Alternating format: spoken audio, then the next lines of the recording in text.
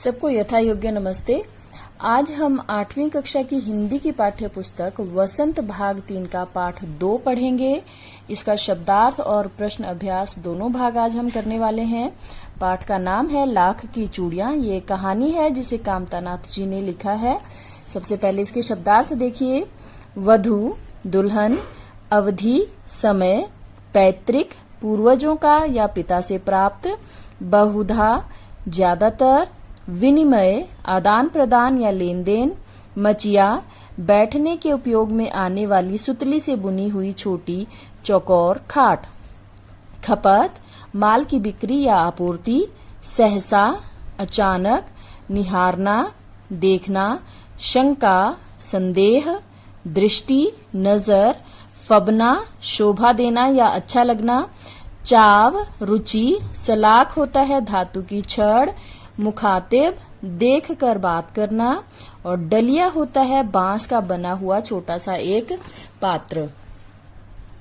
रुचि, शौक या चाव, स्मृति, याद, अवस्था, हालत, भांपना, जान लेना, व्यथा, दुख या पीड़ा, बखत, बखत यहाँ पर वक्त या समय को कहा गया है। अब इसका प्रश्न अभ्यास देखिए।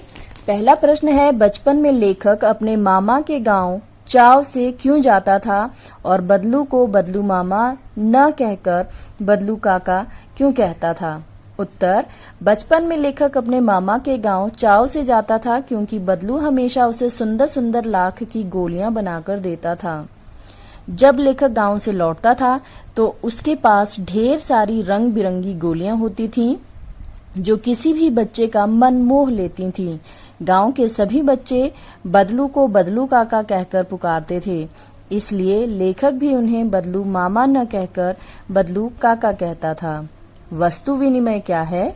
विनिमय की प्रचलित पद्धति क्या है? तो यह है आपका प्रश्न 2।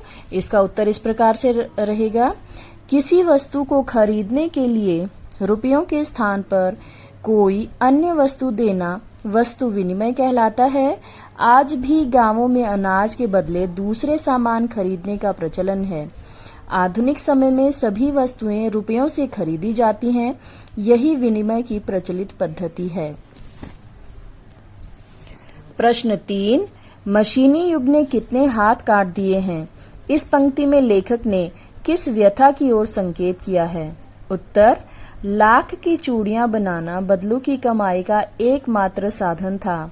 धीरे धीरे मशीनों से बनी चूड़ियों का प्रचलन बढ़ गया, जिससे बदलू के मानो हाथ काट दिए गए हों। लेखक ने यहाँ बदलू की लाचारी की ओर संकेत किया है, जो बदलू का रोजगार छिन जाने के कारण आई थी। प्रश्न 4, बदलू के मन में ऐसी कौन सी व्यथा थी जो लेखक से छिपी न रह सकी? उत्तर, बदलू की कमाई का साधन मशीनीकरण के कारण उससे छिन गया था।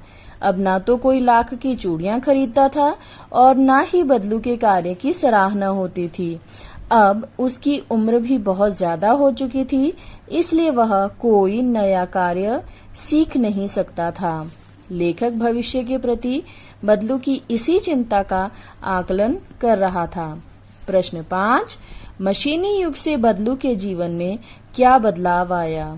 उत्तर, बदलू का एकमात्र आजीविका का साधन लाख की चूड़ियां बनाना था, किंतु मशीनी युग के आने पर लाख की चूड़ियों का स्थान कांच की चूड़ियों ने ले लिया। इससे